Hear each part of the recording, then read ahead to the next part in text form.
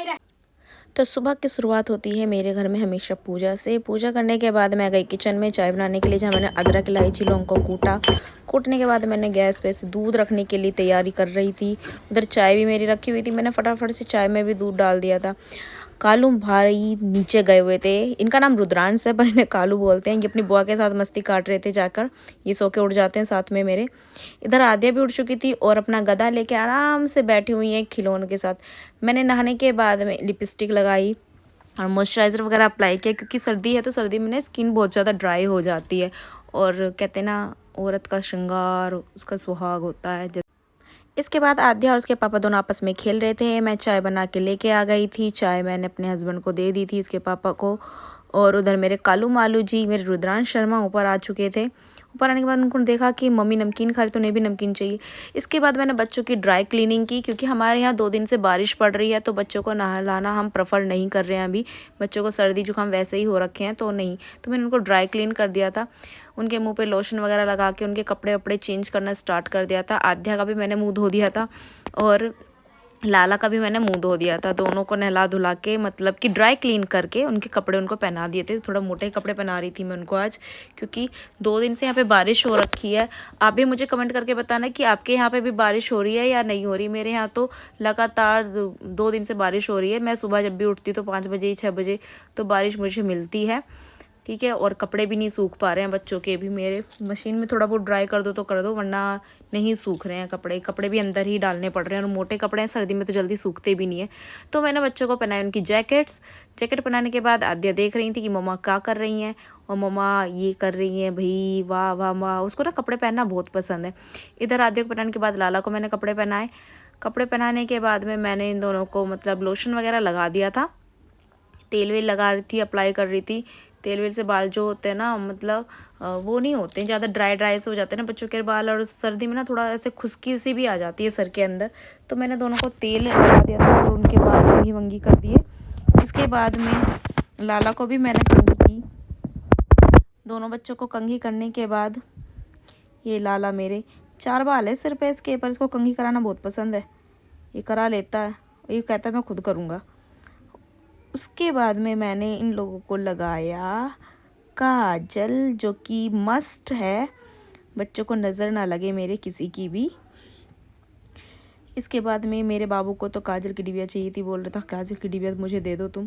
इसके बाद मैंने फटाफट से झाड़ू पोछा तो मैं ऑलरेडी पहले करके रखती हूँ, जब ये लोग उठते हैं ना उससे पहले झाड़ू पोछा कर देती हूँ। अब इन लोगों को तैयार करके नीचे बैठा दिया था और मैंने फटाफट से बेड सही से झाड़ दिया था, चादर वदर सब झाड़ के आराम से मैंने चादर झाड़ दी थी पूरी की पूरी।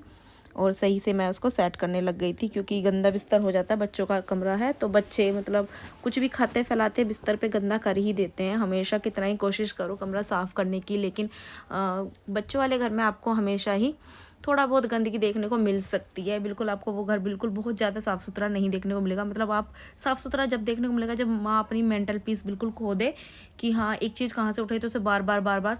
और मेरे तो दोनों ही बच्चे शैतान है, मेरा कोई एक भी ऐसा नहीं है कि जो शैतान ना हो, मेरे दोनों ही शैतान है।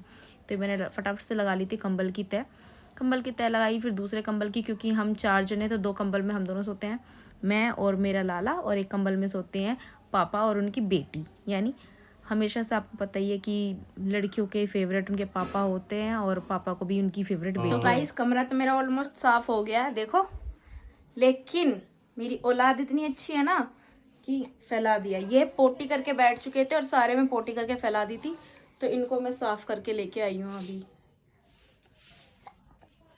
क्यों कालू, क्यों करी पोटी क्यों करी रुद्र?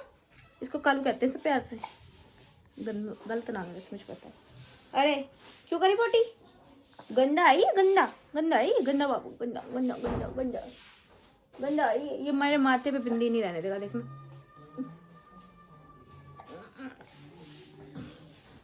ये मेरे से मेरी टी शर्ट उतरवा ली गई है देखो, और मुझे ये टी शर्ट दे दी गई है ये। अब मैं इसको पहनती हूँ जल्दी। ये मेरे कालू मालू से भी बैठे हुए हैं, लो इनका काम है फ़ोन फेंकना, बस फ़ोन फेंकना। तो ये मेरा नया गेटअप, बाल मेरे वाइट आ गए हैं तो मैंने अब ये पहन लिया। इसके बाद लाला को लग गई थी भूख, तो मैं और लाला दोनों चले गए थे किचन में। आद्या थी अपनी दादा दादी के पास में। तो मैंने फटाफट से दूध, गर्म तो था ही पहले से, उसकी बोतल में किया। और दूध में बच्चों को खांड देते हैं हम लोग, चीनी नहीं देते बच्चों को, तो हमने खांड दिया। दूध ज़्यादा गर्म था, मैंने ठंडा किया और ठंडा करने के बाद अपने बाबू को दे दिया। बाबू वहाँ दूध पी नहीं सकता था, उसको बिस्तर पर लेट के दूध पीना की आदत है, तो इसलिए मैं फिर हाथ धो के बच्चों को लेके कमरे में चली गई। अभी हम लोग बूबू पियेंगे, हम बूबू पियेंगे हम लोग, है ना।